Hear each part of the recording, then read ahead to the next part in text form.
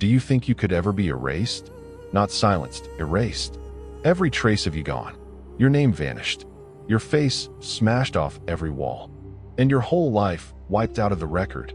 That's what happened to one of Egypt's most powerful rulers. Workers walked into her temples with hammers and chisels. But they weren't there to build anything. They had one job. Break the eyes first, then the mouth, then the name, leaving nothing that could identify her.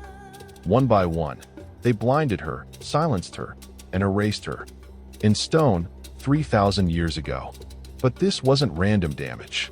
It was an execution carried out against the woman who transformed Egypt through peace and prosperity. And that woman built one of the richest, most peaceful periods in Egypt's history. Her name was Hatshepsut. So this is how and why she was deleted. Hatshepsut became pharaoh around 1479 BCE and ruled for about 20 years. But she didn't just sit on the throne. She used it to strengthen Egypt through bold leadership and remarkable achievements. And she sent a trade mission to a distant land called Punt, opening new opportunities far beyond Egypt's borders. Then her ships came back loaded with gold, ebony wood, myrrh trees, and rare animals, proving the mission was an extraordinary success. Because the expedition was so important, all of it was carved into the walls of her temple at el-Bahari. And that temple still stands today, with 3 huge levels cut straight into a cliff overlooking the ancient landscape. She also put up giant stone pillars at Karnak, some of the tallest ever built anywhere in ancient Egypt. And she built a shrine called the Red Chapel, covered in scenes showing her proudly as Egypt's rightful ruler. And for 20 years, her name and face were everywhere, appearing across temples, monuments, and the official record of Egypt. But then, they weren't. Everything that proudly displayed Hatshepsut slowly began disappearing from Egypt's most important monuments. Later, under her successor Thutmose III, a campaign began to wipe her out, piece by piece, from the historical record, and her name was carefully chiseled off temple walls, while her statues were pulled down from their original places. Then many of those statues were broken, at the neck, the wrists, and the base, with deliberate and calculated precision. Because in Egyptian belief, a damaged statue could no longer hold a soul, making every strike deeply symbolic as well. And her great stone pillars at Karnak were walled up and hidden, keeping them completely out of public view. In some places, Thutmose III's own name was carved directly on top of Hatshepsut's, replacing her royal identity. But this wasn't wild destruction. It was targeted, and whoever gave the order knew exactly what needed removing. Because they also knew exactly where to remove it from, leaving very little behind that still honored her reign. Now here's the part most people skip. This erasure did not happen immediately after Hatshepsut's death in 1458 BCE. Instead, it happened almost 20 years later, deep into Thutmose III's rule, raising an important historical question. Because if this had simply been a new king removing an old rival, you would expect it to happen quickly. Instead, Thutmose III allowed her name and image to remain for nearly 2 decades before finally moving against them. And that unusual delay would eventually become one of the biggest clues behind the real reason for Hatshepsut's erasure. Because that timing lined up with something else. The moment Thutmose III began preparing his son, Amenhotep II, to inherit the throne. A 20-year-old story about a co-ruler wasn't a threat on its own, but it could raise dangerous questions about royal succession. And those questions weren't about Hatshepsut alone. They were about whose family truly held power over Egypt's future. But the erasure only looked complete. For centuries, Hatshepsut barely appeared in history books or official records. Then, in the 1800s, researchers started finding pieces that had been missed. Hidden names, forgotten marks, and overlooked evidence. They discovered her name inside small chapels, on quarry marks, and even in notes left behind by ancient workers. Because those workers were never told to hide everything. Some of the smallest details quietly survived thousands of years. Then came the biggest discovery at Karnak. the Red Chapel, once covered with scenes from Hatshepsut's remarkable reign. But after her death, the chapel wasn't completely destroyed. Instead, its stone blocks were carefully taken apart and reused. Those blocks became filler inside one of Thutmose III's own building projects, a massive gateway called the Third Pylon, locked inside his own monument. Hatshepsut's carvings remained hidden from view for more than 3,000 years, because they were sealed away inside solid stone. The carvings survived untouched while everything visible was being erased. Then, during the 1990s, archaeologists carefully uncovered those forgotten blocks, bringing Hatshepsut's hidden story back into the light. And they rebuilt the Red Chapel at Karnak, creating living proof that was never supposed to survive. But that single discovery changed everything, because it revealed the erasure was far more calculated than anyone had once believed.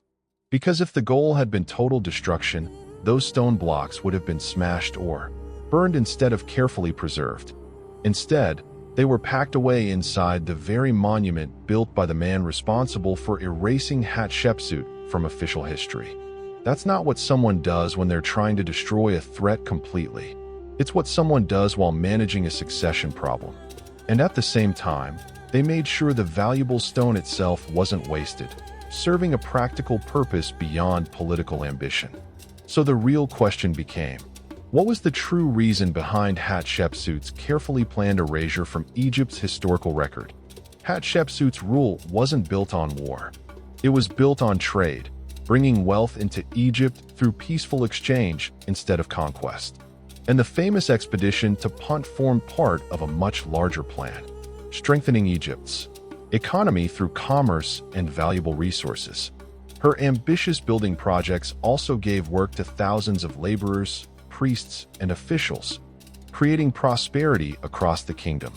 And her top official was a man named Senenmut, who held more titles than almost anyone else in her court.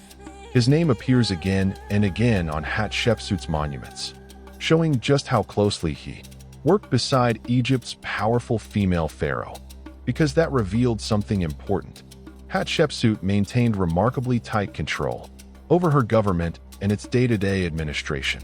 At that time, Egypt's traditional power system depended heavily on the army and the powerful priests of the god Ammonius.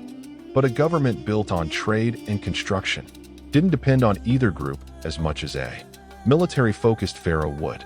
That difference shaped the way Hatshepsut ruled, making her reign look very different from many rulers who came before her. And those differences would eventually help explain why her legacy became such a complicated problem for the rulers who followed. But the succession problem had actually begun much earlier, when Thutmose III was still only a child after his father's death. So Hatshepsut first ruled as his regent, then as co-ruler, and eventually became the senior pharaoh of Egypt. And although Thutmose III's name appeared beside hers, it rarely appeared above hers on official monuments and inscriptions. Because he didn't rule Egypt alone until adulthood, Hatshepsut remained the dominant ruler throughout those important early years. But once Thutmose III finally took full control, he became one of Egypt's greatest military leaders, leading campaign after campaign. He launched more than a dozen military expeditions, expanding Egypt's borders farther than almost any pharaoh before him. So his reign looked completely different from Hatshepsut's. She built trade routes, while he built an empire through war. But the real mystery wasn't their different ruling styles. It was why the erasure began nearly 20 years later. Because the campaign intensified late in Thutmose III's reign, just as he prepared Amenhotep II to become the next pharaoh. That timing explains the 20-year gap, because this wasn't really about protecting Thutmose III's own claim to the throne. Instead, it was about making the royal line appear simple, with one king, one successor, and no complicated co-rule. So removing Hatshepsut's name from temple walls and king lists made the official history seem cleaner for future generations. But this wasn't simply hatred toward an old rival. It was a careful attempt to rewrite the story of succession, because a simpler royal record strengthened Amenhotep II's position, leaving fewer questions about who truly inherited Egypt's throne. And the physical evidence of that campaign still reveals exactly how carefully the erasure was planned and carried out. The way the destruction happened backed this up. Statues were broken at the neck, wrists, and waist with deliberate precision, because they weren't smashed everywhere. Only specific places were damaged, matching Egyptian beliefs about statues and the human soul. And names were removed carefully, while the scenes around them were often left completely untouched instead of being destroyed. So this was a careful edit, not blind anger. Every strike followed a clear purpose rather than uncontrolled destruction. But the erasure wasn't everywhere. In smaller places, worker graffiti, small chapels, and quarry marks, her name still survived, because no one sent teams to inspect those forgotten places. Important traces of Hatshepsut quietly escaped the official campaign. So the erasure only reached Egypt's official, most visible monuments, becoming a state record correction rather than total destruction. But Hatshepsut wasn't the only ruler this happened to. Akhenaten faced an even greater erasure only a few generations later. After his religious changes were reversed, his monuments were dismantled, his city abandoned, and his name removed from later king lists. And the same method appeared again: targeted removal, record correction, and erasing anything that complicated a clear royal succession. That's what makes the Red Chapel discovery so important. It reveals exactly how these remarkable erasure campaigns truly worked. It isn't just proof that Hatshepsut existed. It's proof that history itself was carefully edited by those in power. Hatshepsut ruled for 20 years, built Egypt's greatest monuments. Yet the same system she funded later erased her from history. But she was found again, not because anyone wanted her remembered, but because her stone was reused instead of destroyed. If you want the next case, how Akhenaten's erasure became even bigger, subscribe to Lost Archives. The next investigation goes up soon.